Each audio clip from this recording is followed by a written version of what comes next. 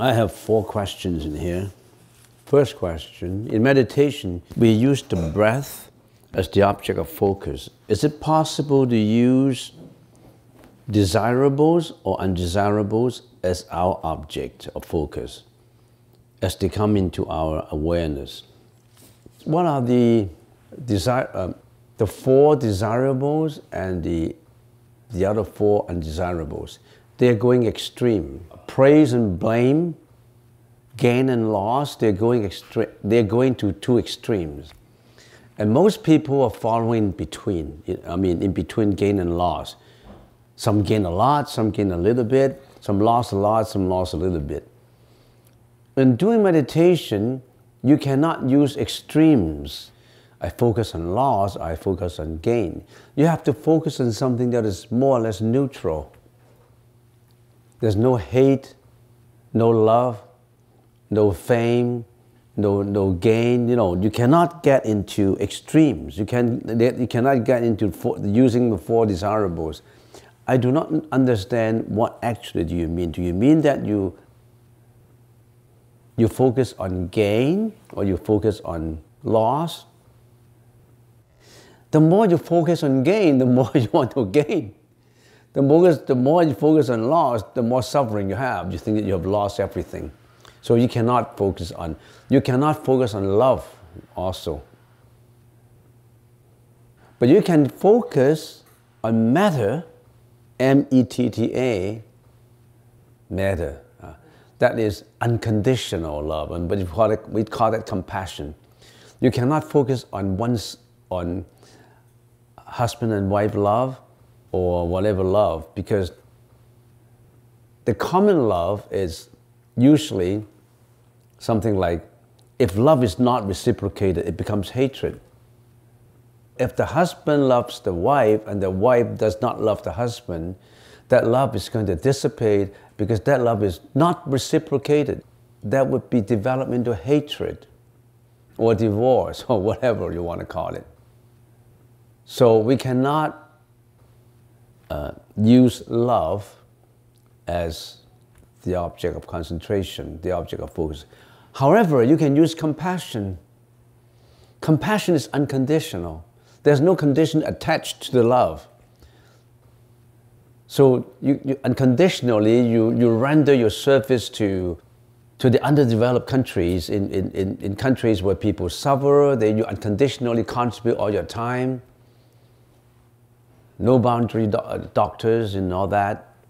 Charity. That is on rendering compassion to all, not to just one party, not just to one person. So you cannot use desirables and undesirables, the object, because the more you concentrate on gain, the more danger you have, the more suffering you have. The more you concentrate on ill fame, the more agony you have, because you don't like ill fame. Dear Venerable, please explain some benefits of half-lotus position. The benefit is certainly not on the physical aspect of the meditation. But if you're sitting in a way that is comfortable, relaxing, and more or less with strength at the base, because if you're reclining, if you're not sitting in a good balanced position, you may not feel comfortable. And sitting as a lotus position is more balanced. Many of the Qigong teachers said, according to what they understand, that's a very good Qigong triangle. It's the most balanced position. So it's just balanced physically to make you feel comfortable, to make you feel relaxed, and then you work on the mentality of it, not just the physical part of it.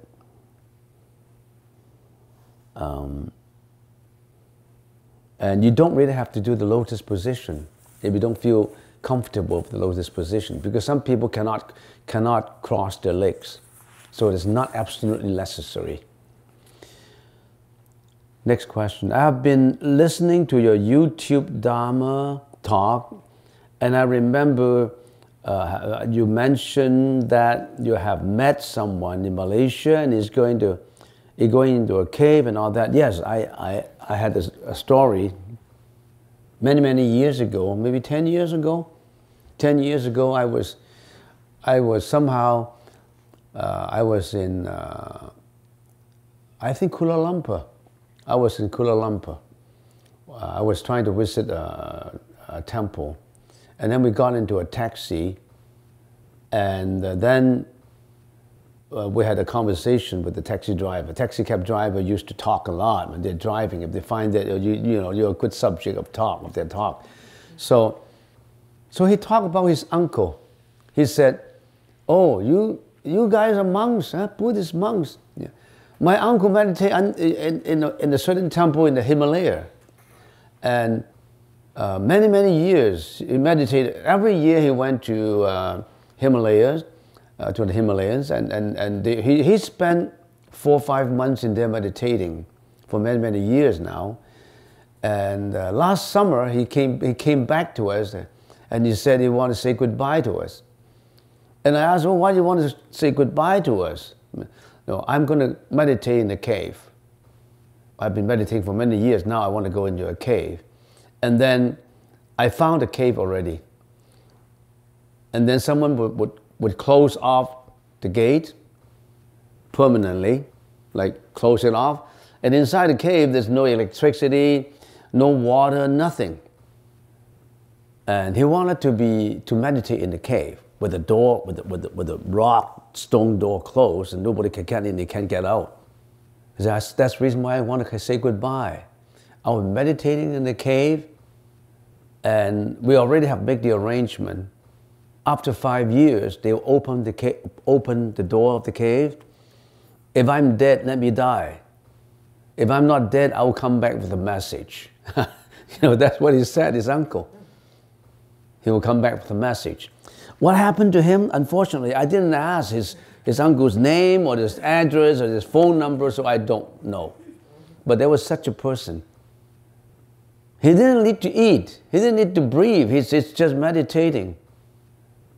There are people like that, meditating in a cave for 5 years. And I don't know what happened to him, so don't ask me. I forgot. At that time, I could have thought that was a joke. I mean, how could anybody meditate in a cave with no water, no electricity? You're ready to die if you meditate in a cave with nothing to eat. But there's such a person. There are people like that in the Himalayas, in caves.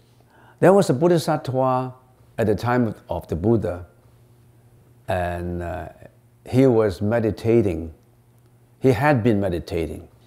And he said, when the next Buddha come out, Maitreya Buddha, I'll come out. So 2,600 years ago, at the time of Sakyamuni Buddha, there was a Bodhisattva, I forgot his name. He started to go into a cave and meditate. And they said it will come out thousands of years later when the next Buddha came. At that time, the Buddha who had come was Buddha Sakyamuni. And he was actually helping Buddha Sakyamuni to promote the Dharma. He was in the cave. He's still in the cave now. I don't know where. I forgot the name of that. Is it Manjushri Bodhisattva, or do you remember the name of that Bodhisattva? I forgot. Huh? Jasa, Kassapa Bodhisattva. Okay, he was still meditating in the cave, Kassapa Bodhisattva. There are people like that. You don't need to eat, you don't need to breathe, no water, you just meditate in deep meditation. There's no time horizon, nothing like that. You don't need to eat, you don't need to breathe.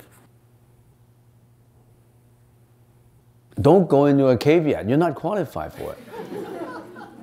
You'll be dead.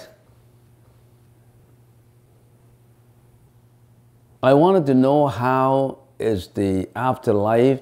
How is it that afterlife, or if there is one in the Buddhist belief?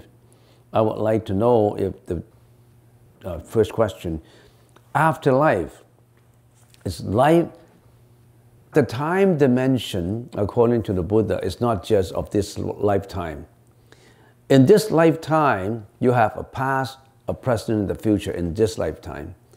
But the time dimension is more than just this lifetime.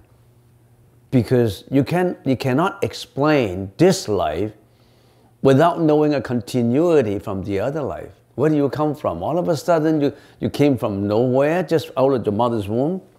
There was a previous life.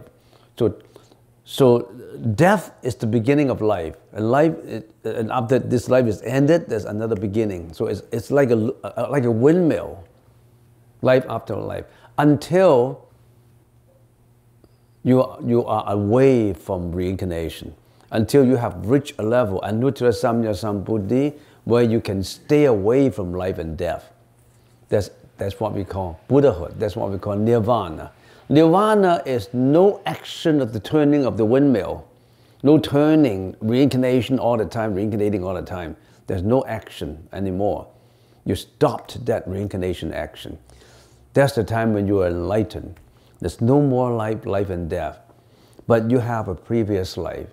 How do you prove a previous life? How do you know we have previous lives? There are many cases that prove reincarnation actually exists. One of the many scholars who have done very successful reincarnation cases, clinical cases, is Ian Stevenson. Was a scholar specializing in the study of reincarnation, and he was a professor. I think is it University of California, or I forgot which university. You can check. Ian Stevenson. He was a professor at a certain very famous Ivy League university, and he specializes in clinical studies of reincarnation. He spent more than 30 years traveling in all parts of the world, particularly in Asia, in Sri Lanka, in India, China, Japan, studying cases of reincarnation. And they proved that reincarnation exists with all these cases. And there are so many cases of reincarnation that prove previous, reincarnation exists. Next question. Also, I would like to know if the Chinese medicine is practiced in Buddhism. Chinese medicine is Chinese medicine, Buddhism is Buddhism. Buddhists use Chinese medicine, okay. Chinese medicine practice Buddhism, okay. So I don't see any really close link that Chinese Buddhism practice Chinese medicine. Chinese medicine is practiced, is used almost in everywhere, in every branches of Buddhism, not just in Zen, or not just in the Pure Land sect of Buddhism. So, yeah, as every school of Buddhism practice Chinese medicine. Do you know the difference between shamatha and vipassana? Between samatha. And vipassana? Do you practice Vipassana. Samatha and vipassana. Yeah, do you practice those? Yeah, but samatha is calming down. Samatha. Samatha is coming down, and vipassana is introspection. You practice at the same time. You practice that at the same. We've been talking about that for many, many years, like meditation, samatha, and vipassana. We practice that all the time. That is our major practice. In samatha, we try to break it down into three facets of it: the counting, the following, and the stabilization. And in vipassana, we classified it into three aspects: introspection, turning, and purification. And there are books and books and books about samatha and vipassana. Books like thousands and millions of words in it. And in the Chinese language, more and more of these books were translated into English too. The Tian Tai school of meditation, they concentrate on samatha and vipassana. And also on the Theravada school, they also practice samatha and vipassana. They are generally referred to as meditation to some people. Okay, or the Japanese call it Zen. The Chinese call it Chan. And the Sanskrit word for it is jhana or nirvana to the higher level, or samatha and vipassana. Yes, we practice every day, your meditation.